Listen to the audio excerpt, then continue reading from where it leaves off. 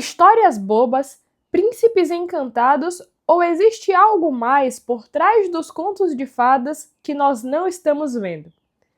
Eu fui uma criança que, durante a minha infância inteira, ouvi histórias clássicas como os contos de fadas. Minha mãe sempre contava essas histórias para mim e hoje eu noto que muitos dos meus alunos não sabem quem é a Chapeuzinho Vermelho, não sabem quem é o Riquete do Topete e tantos outros personagens que eu conheci durante a minha infância. Sendo professora de alfabetização, eu conheço a necessidade que o nosso imaginário tem dessas histórias. E por isso, hoje eu vou te falar 5 pontos que tornam os contos de fadas tão importantes para as crianças.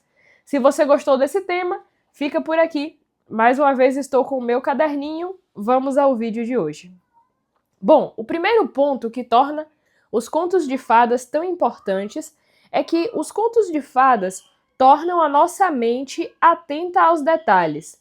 Por exemplo, você vai ler a história da Bela Adormecida e, para compreender bem qual é o problema daquela história, você precisa lembrar exatamente quantos estojos foram feitos e por que a fada que chegou mais tarde, que é a fada má, ficou sem nenhum estojo. Então, ter a mente atenta e aberta aos detalhes é importante. E, com o passar do tempo, lendo os contos de fadas, a gente se torna mais atento aos detalhes.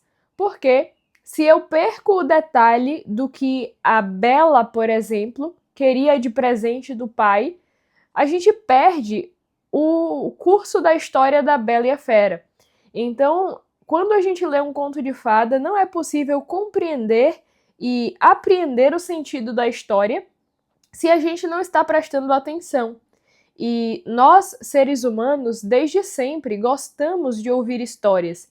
Não é diferente com as crianças.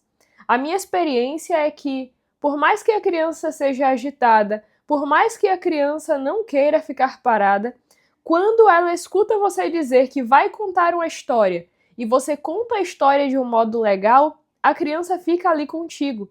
Então, por esse motivo, ela vai se esforçar para entender os contos de fadas e, por esse motivo, a mente dela vai se tornar mais atenta aos detalhes, tanto daquela história em específica, mas também no dia a dia. Segundo ponto é a importância das fortes emoções e de dar nome a essas emoções. Então, muitos livros hoje tentam ser light para as crianças.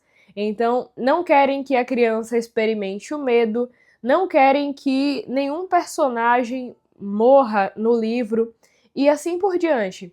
Mas esse tipo de livro light cria as crianças, na verdade, em uma bolha, em que coisas ruins nunca acontecem, não existem personagens malvados e, infelizmente, depois de um pouco maiores, a criança vai descobrir que existe maldade no mundo. E isso será para ela um choque, caso ela não tenha visto antes nas histórias que a maldade existe.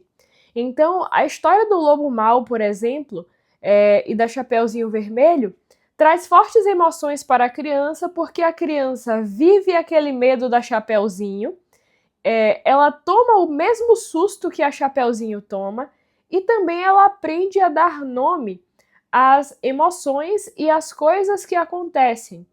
Por exemplo, quando ela lê A Bela e a Fera, quando ela lê A Bela Adormecida, ela consegue dar nome à inveja que as irmãs da Bela têm pela Bela, e na Bela Adormecida ela consegue dar o nome de inveja, de ira, de certo modo, àquilo que a fada que chegou por último faz.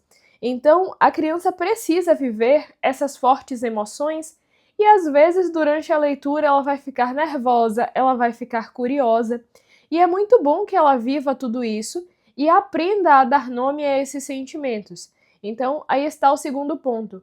Se você quer que o seu filho tenha as emoções bem educadas e saiba dar nome àquilo que ela sente, os contos de fadas são essenciais. Depois disso, o terceiro ponto são os valores definidos, que os contos de fadas possuem. Como assim valores definidos? No conto de fada, por exemplo, Chapeuzinho Vermelho, a desobediência da Chapeuzinho é como que castigada, tem uma consequência naquilo tudo que acontece na história com ela. Então, isso coloca dentro da criança um valor definido, que desobedecer à mãe, por exemplo, é uma coisa ruim, que ouvir conselho de estranhos é algo ruim. E esses valores precisam estar bem definidos. Eu estou dando o exemplo de um valor bobo, mas existem valores ainda maiores do que esses que são transmitidos pelos contos de fadas. Por exemplo, a troca que a Bela faz com o pai. Então, meu pai está preso, ele já está idoso, eu vou trocar de lugar com ele. Isso coloca no coração da criança um exemplo de amor, e um exemplo de amor bem vivido, porque vendo o pai já velho e doente, a Bela troca de lugar com ele em um gesto de amor. Inclusive, esse ato da Bela de trocar de lugar com o pai é uma figura nos contos de fadas para o próprio Cristo, porque é isso que Cristo faz conosco. Nós estamos lá prisioneiros da fera e ele troca de lugar conosco, ele muda de lugar. E ter esse valor no coração da criança é muito importante. Um outro valor que eu acho muito importante e que a perda dele causa desesperança na nossa geração é a esperança. Então, os contos de fadas mostram que, apesar das dificuldades, apesar dos males, o final da história é feliz. E na nossa vida também acontece assim. Então, nós vivemos aquilo que é a Divina Comédia. Nós estamos nesse mundo, existem tribulações, existem dificuldades, mas o final da história será feliz, porque Cristo já venceu. Então, ter essa ideia guardada na cabeça, ter esse valor guardado na cabeça, de que no final as coisas dão certo, de que ainda há esperança, isso enche o coração de uma criança de esperança. E eu noto que as crianças que não têm esse hábito, que não leem tantos contos de fadas assim, ou que leem contos de fadas adaptados, nos quais a princesa salva a si mesma, a princesa faz tal coisa, ela perde esse senso de esperança e perde esse senso também de que haverá alguém para salvá-la. Nos contos de fadas, esse valor de alguém que salve está no príncipe. Então, o príncipe vem e salva a princesa em várias ocasiões. E muitas pessoas hoje têm interpretado isso como algo machista, porque a princesa não pode salvar a si mesma, qual é o problema e tudo mais. Só que o conto de fada tenta transmitir não é que uma pessoa do sexo masculino vem de lá salvar a outra pessoa. Não é essa mensagem por trás, mas sim a alma do negócio é que virá alguém nos salvar, haverá um salvador. E porque a alma é mais feminina, o personagem que salva é masculino. Então tem todo esse cunho de nos mostrar, ainda que de modo alegórico, que existe esperança e de que há um salvador.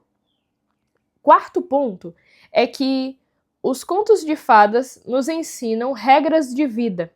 Então, nem sempre é o mais forte que vence. Muitos contos de fadas trazem essa ideia. E muitas outras regras de vida, como a regra da Chapeuzinho Vermelho, de que se deve obedecer, e outras regras que nos situam na realidade. Essas regras de vida, embora sejam em pequena escala para as crianças, é muito importante. E isso já une com o quinto ponto, que é o ponto da causa e efeito. Foi feita uma pesquisa durante um tempo, e o resultado dessa pesquisa foi que pessoas que leem poucos contos de fadas têm mais tendência a serem criminosos. Não estou dizendo que o seu filho vai se tornar um criminoso se ele não ler conto de fadas, mas essa pesquisa comprovou isso, porque quando nós não lemos contos de fadas, nós perdemos a ideia de causa e consequência. Então, nota, A Branca de Neve recebe a maçã de uma estranha, recebe a visita de uma estranha. Ela come a maçã e isso tem uma consequência. A Bela, sabendo que se machucaria em uma roca, mesmo assim ela vai, e esse ato dela de ir em busca de uma roca tem uma consequência. Então, os contos de fadas não deixam as causas sem as consequências. E isso é muito importante para nós, porque uma das coisas que eu mais observo em nossa cultura é que as pessoas fazem as coisas e depois elas não querem sofrer a consequência do que elas fizeram. Por exemplo, a pessoa come todas as coisas que não deveria e ela quer somente evitar a consequência, que é engordar, ao invés de cuidar desde a causa. Uma pessoa quer ter saúde e no final do ano ela fica sempre: oh meu Deus, que esse ano venha com saúde, que esse ano venha com saúde. E Deus nos dará saúde, mas Ele não vai dar saúde sem o nosso auxílio. Então a pessoa quer ter a saúde, mas ela não quer fazer as coisas que são a causa da saúde. Isso é uma clara falta de causa e consequência. E os contos de fadas trazem essa mensagem de modo bem claro, que tudo que nós fazemos tem uma consequência. E isso é importante para as crianças, mas também para os adultos. Eu espero que com esses 5 motivos você comece a ler mais contos de fadas e, principalmente, que você os leia para o seu filho. Pois bem, um forte abraço, eu espero que você tenha gostado do vídeo. Me conta aqui embaixo qual é o seu conto de fada favorito. Um abraço e até a próxima!